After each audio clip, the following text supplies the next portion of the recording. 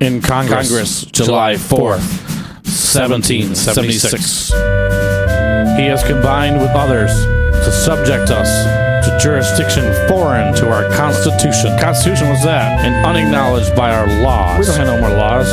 Giving his assent to their acts of pretended legislation. Yeah, that's a joke. For quartering large bodies of armed troops among us. Yeah, anytime they protecting them by a mock trial from punishment for any murders. That means the military can get away with killing us on the inhabitants of these states.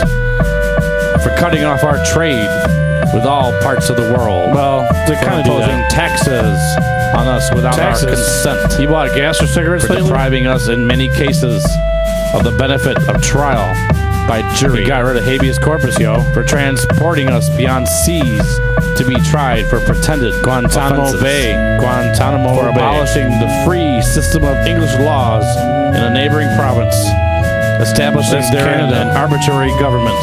Canada, by enlarging its boundaries so as to render it at once an example and fit instrument for introducing the same absolute rule to these colonies. By Britain. It was Canada. For taking away our charters, abolishing our most valuable laws, and altering fundamentally the forms of our governments. For suspending our own legislatures, and declaring themselves invested with power to legislate for us in all cases whatsoever. That means you never vote on nothing.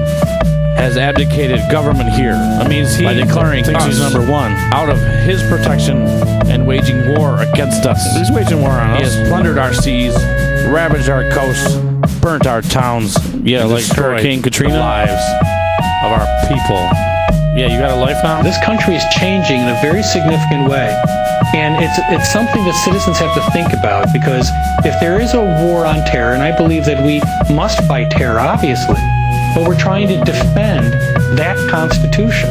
And we're really at a point where the president is arguing about his own presidential power in ways that are in the antithesis of that Constitution and the values that it contains.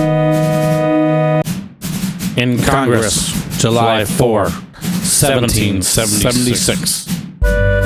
He is at this time transporting large armies of foreign mercenaries to complete the works of death, desolation, tyranny in Iraq, already begun with circumstances of cruelty and perfidy, scarcely paralleling tortures okay now, ages, and totally unworthy the head of a civilized nation. You heard me, unworthy. He has constrained our fellow citizens, taken captive on the high seas to bear arms against their country. That means he turned himself into the executioner of their friends. We kill ourselves. We police or fall themselves by their hands. Ourselves our own enemies. He has excited domestic insurrections among us. He has endeavored to bring on the inhabitants of our frontiers the merciless Indian savages. Well, they don't do that no more. Whose known rule of warfare, this is the only part that doesn't really apply anymore, is an indistinguished destruction of all ages, sexes, and conditions. In every stage of these oppressions, we have petitioned for redress in the most humble terms. Our repeated petitions have been answered only by repeated injury. It's a joke, A prince whose character is thus marked by every act which may define a tyrant. Tyrant is unfit to be the ruler of a free people. It's a good thing we're not free then, huh? Nor have we been wanting in attentions to our British brethren. Well, we have warned them from time to time of our attempts by their legislature to extend an unwarrantable jurisdiction over us. Well, they don't really do that anymore. We have reminded them of the circumstances of our emigration and settlement here. That's right, we used to be from there. We have appealed to their native justice and magnanimity, and we have conjured them by the ties of our common kindred to disavow these usurpations, which would inevitably interrupt our connections and correspondence. They too have been deaf to the voice of justice and of consanguinity. They don't care in other countries. You too can be an enemy combatant. You too can be an enemy combatant. You too can be an enemy combatant. In Congress, July 4, 1776.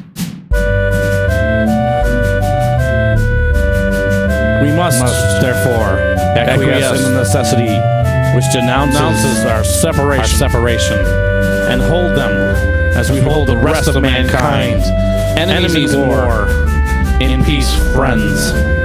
We therefore, the representatives of the United States of America, in General Congress assembled, appealing to the Supreme Judge of God, the world, for the rectitude of our intentions, and do, in the name and by the authority of the good people of these colonies who don't seem to care anymore, publish and declare that these united colonies are and are of right ought to be free and independent states, that they are absolved from all allegiance to the British Crown, and that all political connection between them and the state of Great Britain is ought and to be totally dissolved, and that as free and independent states they have full power to levy war, conclude peace, contract alliances, establish commerce, and to do all other acts and things which independent states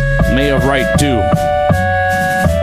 And for the support of this declaration, with a firm reliance on the protection of divine providence, I mutually pledge to each other our lives, our fortunes, and our sacred honor.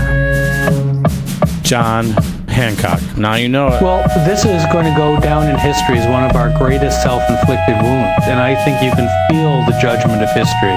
It won't be kind to President Bush, but frankly, I don't think it'll be kind to the rest of us. I think that history will ask, where were you? What did you do when this thing was signed into law?